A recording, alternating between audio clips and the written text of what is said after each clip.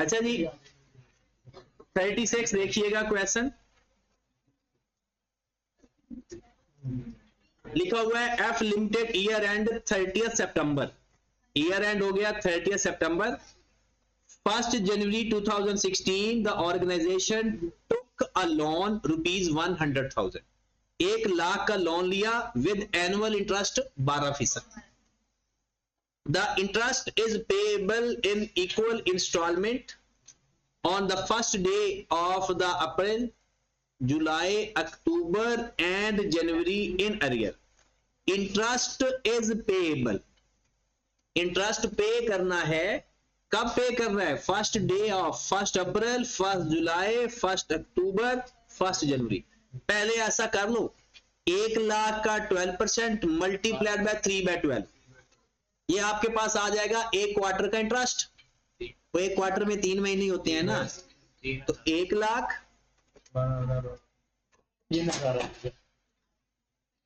Multiplied by 12% multiplied by 3/12, 3,000। ठीक होगी बात। How much should be charged SOPL for the year ended 30th September 2016 and how much should be accrued. अब जितने महीने आपने loan लिए हुए हो चुके हैं ना, वो सारा इंटरेस्ट होता है, वो एक्सपेंस में तो आता ही आता है, चाहे पे करो या ना करो, क्योंकि हम लिखते हैं एक्रूअल कॉन्सेप्ट के तहत। तो लोन लिया है या दिया है, जितना टाइम आपने लोन लिया या दिया हुआ है उस टाइम का इंटरेस्ट एक्सपेंस या इनकम वो आपने बनता ही बनता है। अगली बात आ जाती है एक्रूड या प्रीपेड की।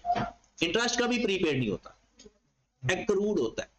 उसके लिए हम लास्ट पेमेंट देख लेंगे, अपने साल के एंड के पे जो लास्ट पेमेंट हो रही बस वही देख लेंगे।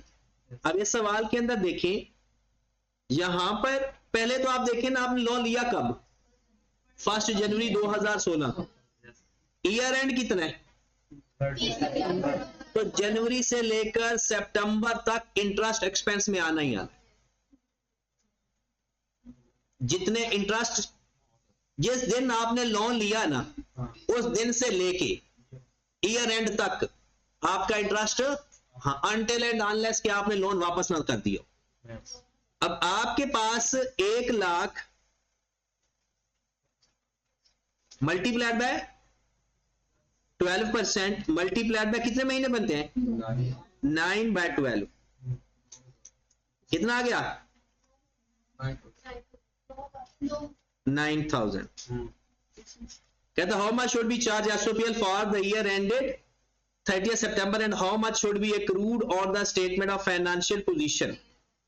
इनके तो 9,000 आंसर में दिए नहीं हुआ, ऑप्शन में नहीं, पीछे सही दिया हुआ है। अच्छा पीछे सही दिया हुआ। चलें अभी 9,000 आ गया। अब आगे चलते हैं, हमारा ईयर एंड क्या है?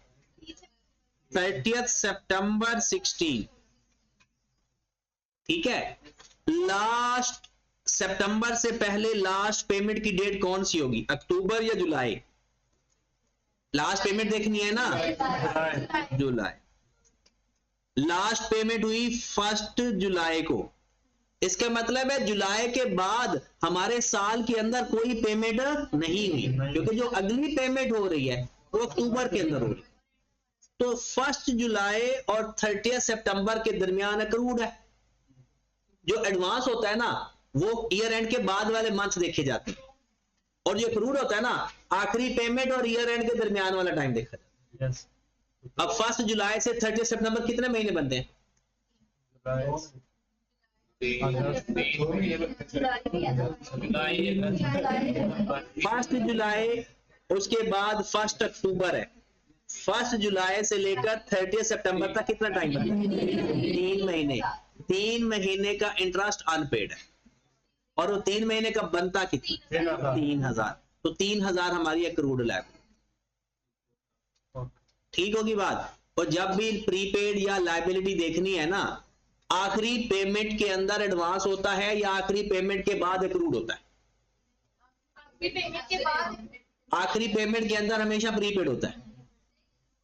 अप्रूव्ड होता है। ना ना ना ना ना, आखिरी पेमेंट, एडवांस हमेशा पेमेंट के अंदर होता है और एक्रूड पेमेंट के अंदर नहीं होता, वो ये बाद वाला टाइम होता है। अब जो 1 जुलाई को पे कर दिया होगा वो तो एक्रूड पे किया होगा ना, और पिछला पे किया होगा। तो जो बाकी वाला टाइम होगा वो हमारा एक्रूड है। हाँ जी, तो कितना आंसर आ गया? 9000 और मतलब यहां इस नई बुक में भी इसका आंसर ये ऑप्शन ही गलत दी हुई। अगला सवाल बताएं। 40 कौन सा? एक दफा 37 भी कर लो। On the first day of the month 1, a business had prepaid insurance 10,000. On the first day of the month 8, it paid in full. And annual invoice का मतलब होता है इतनी अमाउंट की उसने डिमांड की है। Annual invoice 36,000 to cover the following year. Following year का मतलब होता है अगला साल। The amount charge to profit and loss and the amount shown in the statement of financial position at year end. First day of the month का मतलब है 1 जनवरी। 1 जनवरी का आपका प्रीपेड था 10,000। अब हमने करना वही पुराना तरीका है, 2-3 तरीके हो सकते हैं जिनमें से आप लोगों ने देखना होता है। मैंने आपको क्या तरीका बताया था? लेजर वाला क्या अप्रोच थी?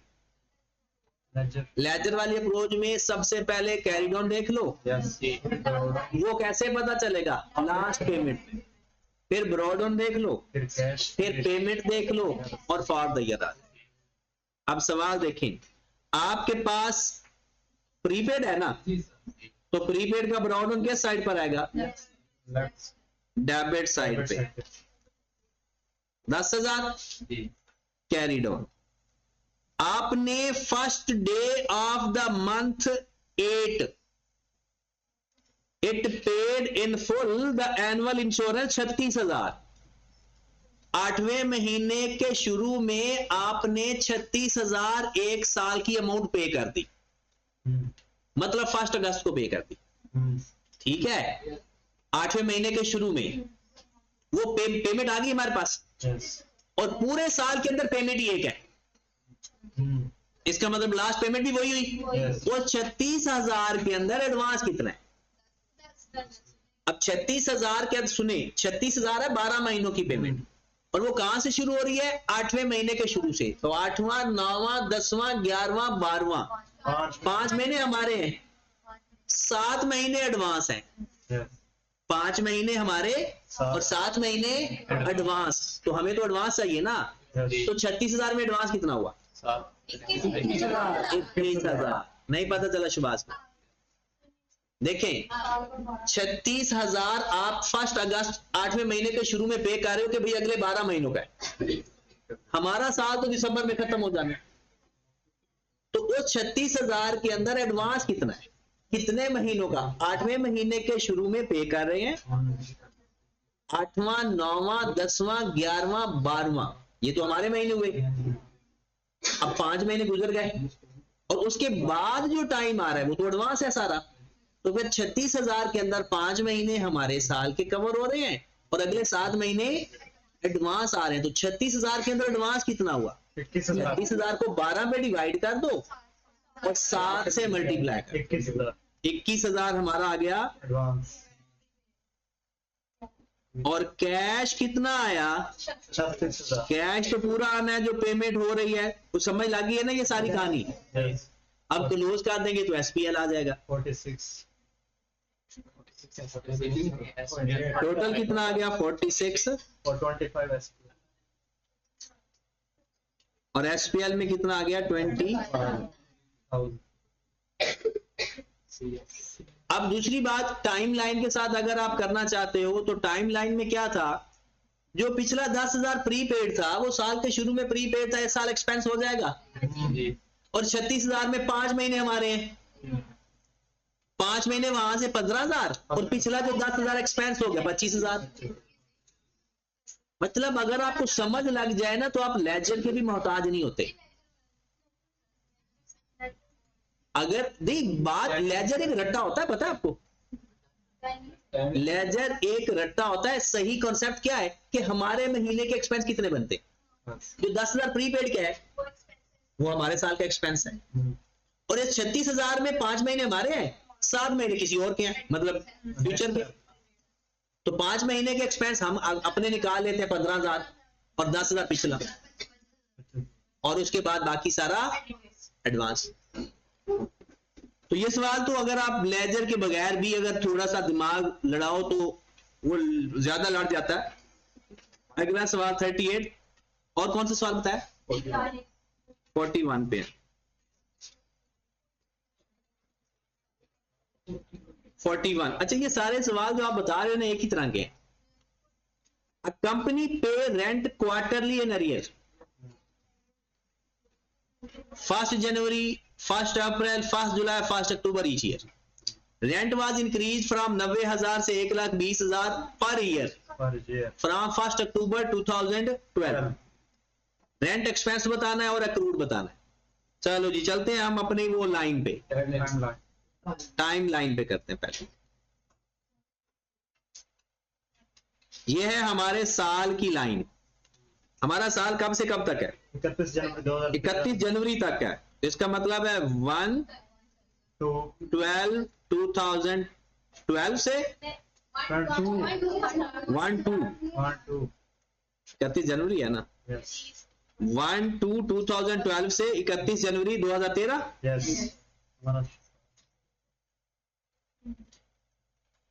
ये है हमारा साल। अब इसके अंदर जो हमारे क्वार्टर आ रहे हैं ना उसको देखते हैं। पहला कौन सा है? अप्रैल। 1 अप्रैल है, 1 अप्रैल, फिर 1 जुलाई, फिर 1 अक्टूबर, फिर 1 जनवरी। ठीक है, क्योंकि 31 जनवरी ईयर एंड है। अब वो कहता है कि हमने पे, और पेमेंट कितनी है? पहले कितनी पेमेंट होती थी? 90,000 के हिसाब से, अब है 1,20,000 के हिसाब से। अच्छा, मेन प्रॉब्लम ही यहां पर होती है कि जब हम क्वेश्चन करते हैं ना तो एडवांस और एरियर में ना चेंज वाले दिन पेमेंट चेंज होती है। एडवांस में नई आती है और एरियर्स में पुरानी आती है। क्योंकि खुद सोचो ना, एरियर पिछले होते हैं, एडवांस अगले होते हैं। तो 90,000 को या तो 4 पे डिवाइड कर दो या 12 पे डिवाइड करके 3 से मल्टीप्लाई कर दो, तो आपके पास आ जाएगा 1 क्वार्टर। तो बिल्कुल ऐसे फिर 1,20,000 डिवाइडेड बाय 12 मल्टीप्लाइड बाय 3। हाँ जी, करो जरा डिवाइड और मल्टीप्लाई। 22,500, 30,000। ठीक होगी बात? अब आपने करना यह है कि जिस दिन चेंज आता है उस दिन आप एक थोड़ा सा कुछ चेंज नजर भी आना चाहिए। हाँ जी, 22,500 है, यहां पर भी 22,500, यहां पर भी 22,500। 1 अक्टूबर को हमने पिछले पे करने हैं, तो पिछले के किस हिसाब से पे होंगे, और उसके बाद चेंज हो गया तो जनवरी में क्या आएगा?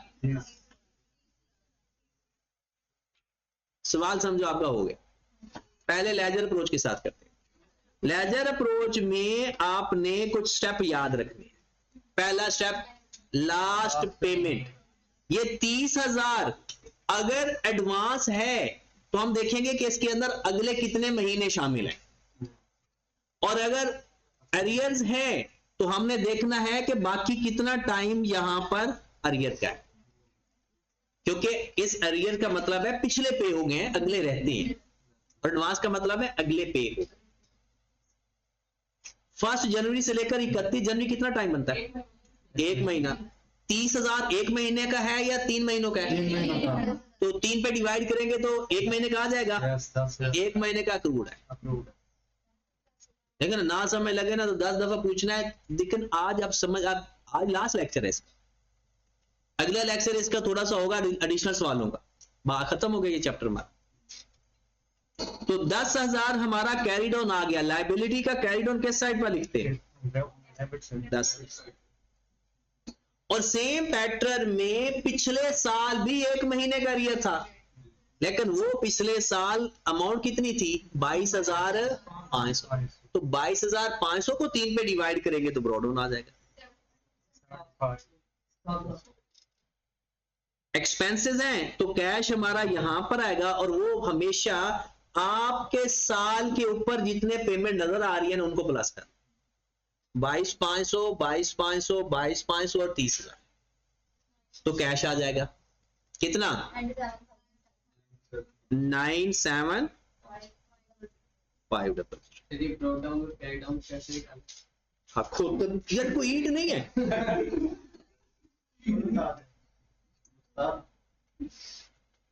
पिछले 6 महीने से हम यही कर रहे हैं। ब्रॉड ऑन, पहले कैरी डाउन के बारे में सोचे। आखिरी पेमेंट देखो, क्या देखनी है? आखिरी पेमेंट देखनी। 30,000 है, डन। इसका मतलब है इस साल इसके अलावा कोई पेमेंट नहीं हुई। ये पिछली पेमेंट है या अगली? पिछली। इसका मतलब है अगली, जिसको मैंने वो येलो कलर किया हुआ है, ये अभी इस साल की रहती है। कितने महीने रहते हैं? 1 महीना। तो 30,000 तो क्वार्टर का है, वो 3 महीनों की है, तो 1 महीने की कितनी रेंट आ रहा है?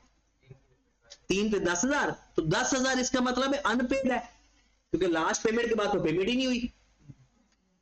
ठीक है। अगर एडवांस होता, इस 30,000 के अंदर आने वाले शामिल होते, तो हम देखते हैं आने वाले कितने शामिल हैं, और एक्रूड में बाकी रहता कितना है। अब जितना ये 1 महीने का रहता है, पिछले साल भी 1 महीने का रहता होगा, क्योंकि सीक्वेंस एक चल रहा है। तो पिछले साल 30,000 नहीं था क्वार्टर का, 22,500 था, तो उसको 3 पे डिवाइड। इसका मतलब एंड से सही समझ लगती, समझ लगी या नहीं? हाँ। पेमेंट को कैसे देखते हैं मेरे भाई? जितनी ये यहां पर अमाउंट्स, जितनी आपकी पेमेंट्स आ रही हैं प्लस करके कैश में लिखो। और अब जो डिफरेंस आएगा इन दोनों साइड्स का, वो क्या होगा? Expense for the year 1,00,000। अब डायरेक्ट वाला तरीका भी बता दूं। उसमें करना ये होता है कि आपने देखना है कि अच्छा चेंज के पहले कितने महीने बनते हैं और चेंज के बाद कितने महीने बनते हैं। आपका चेंज आया 1 अक्टूबर को, उसके पहले 8 महीने हैं, तो 8 को पर मंथ पिछले से मल्टीप्लाई कर दो, और आने वाले 4 को 10,000 से मल्टीप्लाई कर दो। ये आपका आ जाएगा एक्सपेंस। और दूसरा लास्ट पेमेंट के बाद जो जितने महीने बचते हैं वो हमारा एक्रूड है। ठीक होगी बात? हाँ जी, सरे आगे। ये कितना आंसर, इसका आंसर था 1,00,000 और चलो जी 42 की भी फरमाइश है। 42 देखो। अच्छा, इसके बारे में मैं थोड़ा सा समझा देता हूं ताकि इस तरह का हर सवाल आपसे हो जाए। अच्छा, होती ये चीजें हैं कि आपके पास कुछ लफ्ज होता, कभी आ जाएगा लफ्ज सप्लाईज, कभी लफ्ज आ जाएगा स्टेशनरी, कभी लफ्ज आ जाएगा ऑयल, कभी लफ्ज आ जाएगा लूज टूल्स। अच्छा, ये वो चीजें हैं जो रूटीन में बिजनेस के अंदर इस्तेमाल हो रही होती है, हम खरीदते हैं, वो इस्तेमाल करते हैं। अब आपने सपोज दैट स्टेशनरी, क्योंकि आप सब जानते हो बाकी की चीजों के बारे में, ऑयल भी जानते हो थोड़ा सा, लेकिन स्टेशनरी के बारे में सही जानते हो। अब स्टेशनरी सपोज दैट आपने 10,000 की खरीदी, पता है स्टेशनरी हमारा किस हेड में आता है? और ये सारे एक्सपेंस के हेड में आते हैं, ये सारे एक्सपेंसेस के हेड में आते हैं।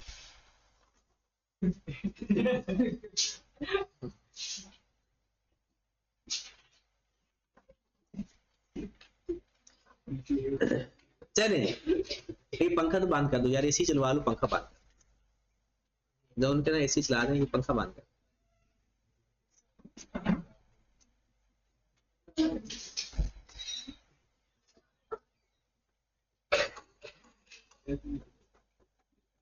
चलेंगे।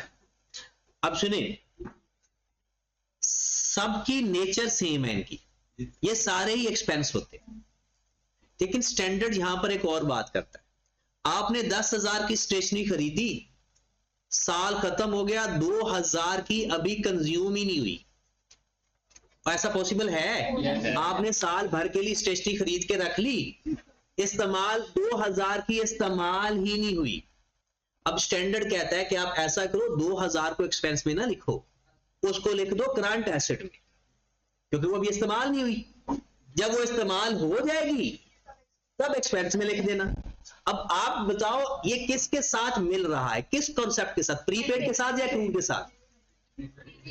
प्रीपेड के साथ। स्टेशनरी खरीद ली है, पेमेंट हो गई है एक तरह की, लेकिन अभी इसकी अकरेंस, जितनी अकरेंस हो गई है उतना एक्सपेंस में, और जो अकरेंस रह गई है वो करंट एसेट।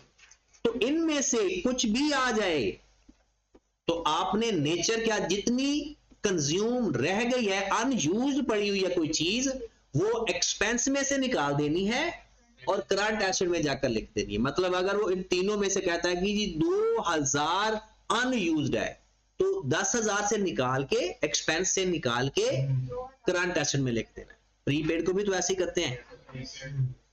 अब इसमें अगर क्वेश्चन के अंदर आए, अब इस सवाल के अंदर कहते हैं 31 मार्च 2012 a company had oil in hand to be used for heating cost 8200। मतलब उसके पास ऑयल अनयूज्ड पड़ा हुआ है। कब पड़ा हुआ है? मार्च 2012। कोई भी चीज, ऑयल, सप्लाईज, इस तरह की चीजें अगर अनयूज्ड आपके पास है तो आपका एसेट है, वो प्रीपेड है। And an unpaid heating oil bill, मतलब उस जहां से खरीदते हैं उनके अभी अनपेड हैं, वो कितने हैं? 3600। ये क्या है? ये एक्रूड है। मतलब जो अनयूज्ड ऑयल पड़ा है ये हमारा प्रीपेड है, और जो उसका बिल अभी पे नहीं किया वो हमारा एक्रूड है। 31 मार्च 2013 the heating oil in hand 9300 and outstanding heating bill is 3200। मतलब 2012 का डाटा ब्रॉड ऑन और 2013 का data carried on.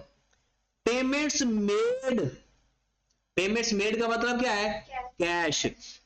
Heating oil during the year 34,600। कहता है based on these figure what amount should appear in the statement of profit और SPL find करने को। ये डबल रेजर बनेगा क्योंकि इसमें एक्रूड भी है। तो जो अनयूज्ड ऑयल पड़ा हुआ है वो प्रीपेड मानो, brought on 8200, carried on, carried on कितना है? 9300। Yes. फिर अनपेड बिल का ब्रॉड ऑन 3600 और कैरीड ऑन 3200। पेमेंट कितनी आ रही है? 34,000। बाकी जो डिफरेंस आएगा वो ये भी कह सकता था कि एक्सपेंस को इतना चार्ज किया है, बताओ पेमेंट कितनी है। तो फिर एसपीएल की अमाउंट लिख देंगे, कैश वैल्यू फाइंड कर। एक बार वो बात प्रीपेड मतलब किधर गया था? अच्छा, ये जो चीजें हैं ना, इनमें से कोई अनयूज्ड पड़ी हो ना तो समझो अगर आपके पास मौजूद है, ये प्रीपेड की तरह ट्रीट कर, क्योंकि एसेट है ना तो प्रीपेड की तरह ही उसको डील कर। हाँ जी, कितना आ गया एसपीएल के अंदर? 33,000। और क्वेश्चन बताएं। 45। वैसे आप ना माशाल्लाह इतने पक्के हो कि कभी अपना दिमाग तो इस्तेमाल करना ही नहीं। कोई एक बात बताई होती है डिफरेंट एंगल से आ जाए ना। किसी का सवाल हुआ है? 45 सर हो गया। कैसे आंसर देख के, आंसर देख के हुआ। सर आंसर टेस्ट किया। अच्छा, सवाल देखिए। एक मिनट, इधर प्रॉपर्टी 1,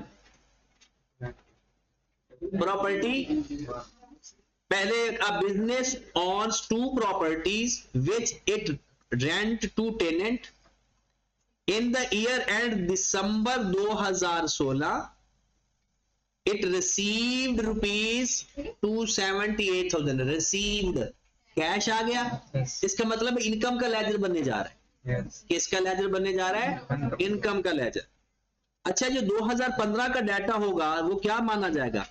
ब्रॉड ऑन। और जो 2016 का डाटा माना जाएगा कैरी। ठीक है, सबसे पहले जब वो खुद उसने डेबिट क्रेडिट साथ लिख दिया तो हमें टेंशन लेने की जरूरत ही नहीं है कि हमने इसको किधर लिखना है। उसने लिखा हुआ है कि भाई ये डेबिट है, ये क्रेडिट है, तो जो लिखा हुआ है वो लिख दो। अब सुने, उसने प्रॉपर्टी 1 का लिखा हुआ है ब्रॉड ऑन क्रेडिट है 12,300। लो जी, ये ब्रॉड ऑन आ गया 12,300।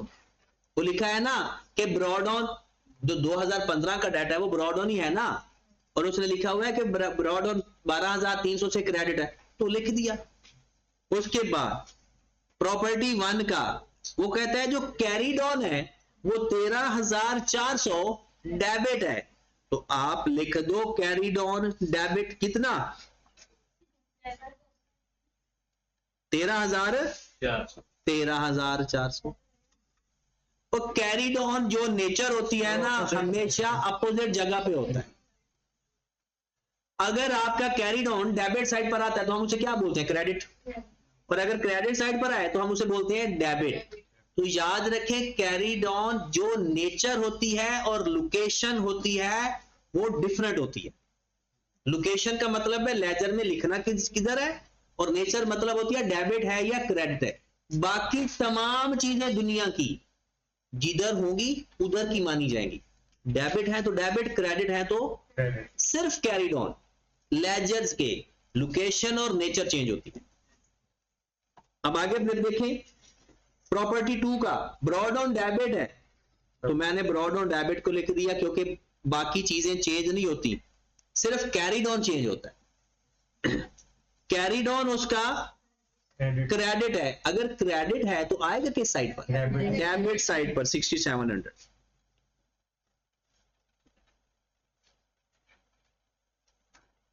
कैश रिसीव हुआ है, Credit side. क्रेडिट साइड पर आएगा, वो डेबिट रहा है। वो debit है. 278,000 है। खत्म हो गया सवाल। हाँ जी। और इंटरेस्टिंग बात क्या थी, यहां पर पहले एडवांस थी और उसी की अक्रूड हो गई। प्रॉपर्टी 1 की एडवांस थी लेकिन ईयर एंड पर उसी की अक्रूड हो गई, और इसकी पहले अक्रूड थी और ईयर एंड पे फिर एडवांस, उसी एक ही प्रॉपर्टी की। जिस साइड पर डेबिट क्रेडिट उसने कहा हमने उधर लिख दिया बस। और डेबिट क्रेडिट वो लिख दे तो इससे तो अच्छी बात ही नहीं है कोई। हाँ जी, SPL जी, कैश 160,000 अच्छा, दोनों को प्लस करके लिख दो, प्लस करके लिख दो, या कैश ही है ना। अब जो डिफरेंस आएगा वो SPL में चला जाएगा।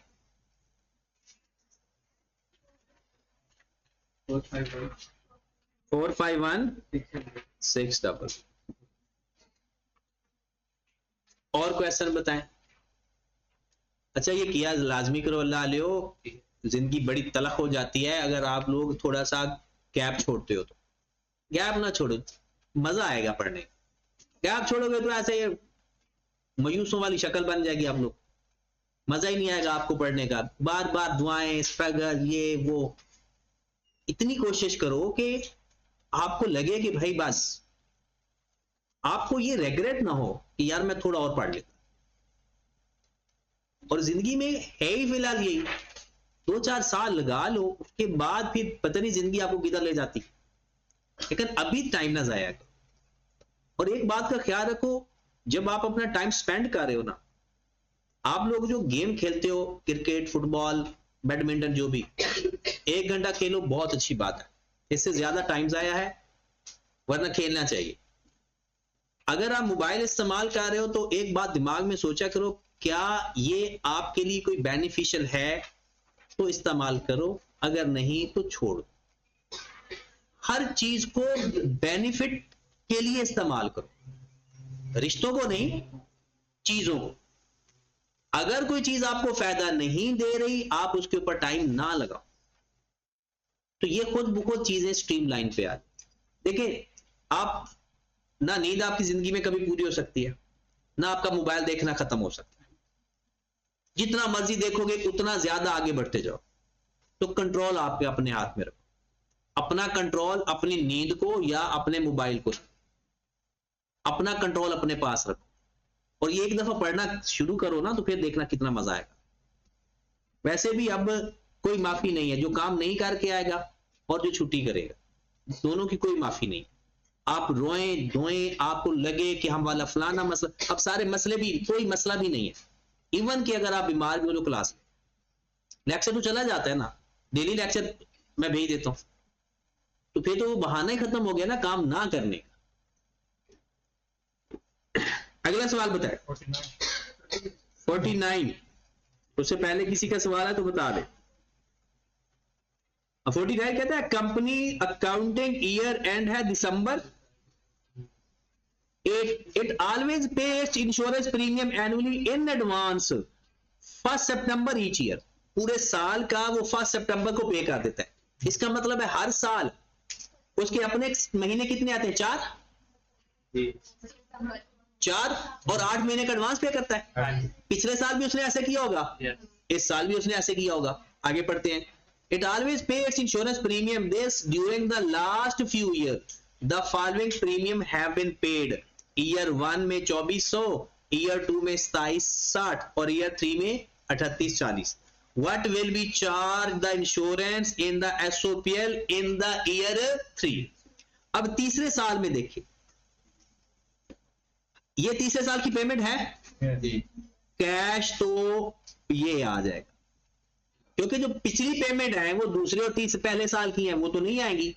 तीसरे साल के कैश आएगा ना। हम तीसरे साल का लेटर बना, क्या इसके अंदर कोई प्रीपेड है? कितने महीनों का प्रीपेड है? हर पेमेंट के अंदर 8 महीनों का पेमेंट है। इसको 12 पे डिवाइड करें, 8 से मल्टीप्लाई कर दें, 3840 डिवाइड बाय 12 मल्टीप्लाइड बाय 2560। अब ये जो पिछली अमाउंट है, पिछले साल वाली, इसमें भी पिछले साल एडवांस होगा। वो जो पिछले साल का एडवांस है, इस साल का ब्रॉड ऑन, तो ब्रॉड ऑन 2760 को 12 पे डिवाइड करके 8 से मल्टीप्लाई कर दे, वही आखिरी पेमेंट वाली बात है।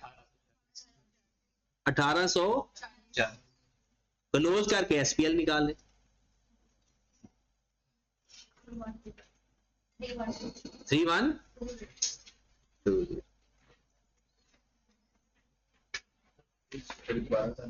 देखें, उसने ईयर 3 की पेमेंट बताई।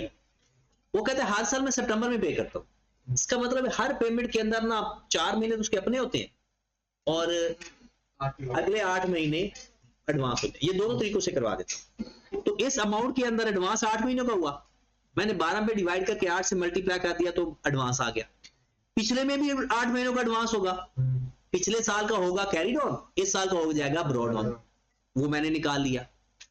तो इस साल की पेमेंट कितनी है? 3840, क्योंकि पिछले साल वाली पेमेंट तो इस साल नहीं आएगी, ठीक है। और एसपीएल हमारे पास आ गया। अब दूसरा तरीका क्या था? इस साल के अंदर हमारे महीने कितने हैं? इस साल के 4 महीने का एक्सपेंस ले लो, और पिछले साल में हमारे महीने कितने हैं? 8, उसके 8 महीने ले लो, दोनों को प्लस कर लो, एसपीएल आ जाए। मेन तो देखना है कि हमारा एक्सपेंस कितना बनता है। हाँ जी, 50 भी लाजमी करवाना होगा आप लोगों ने। किसका करवा दिया? और कैसे करवाना? अच्छा, लिख कर करवा। देखिए, 2760 के अंदर 4 महीने उस साल के हैं और 8 महीने हमारे साल के हैं। ये आ गया आपका 1840, और 3840 के अंदर 4 महीने हमारे हैं। ये कितना आ गया? 1280। दोनों को प्लस कर दिया, ये आ गया 3100। ठीक होगी बात? Yes. अब और सवाल कोई है तो बताए। डन, छोड़ दें। अब ये इसका टेस्ट कब देना है? मंडे को, Monday. क्योंकि आप तो, और इसका ना एडिशनल क्वेश्चन लाजमी करने। मतलब ये प्रैक्टिस है और ये मजे की चीजें हैं। पता नहीं आप लोग बोर हो जाते हो या परेशान हो जाते हो, ये चीजें तो बंदे को वैसे ही करते ही, मतलब थकता ही नहीं है। हर एक नई चीज आ जाती है और इसमें तो काफी चीज रिपीट हो रही है।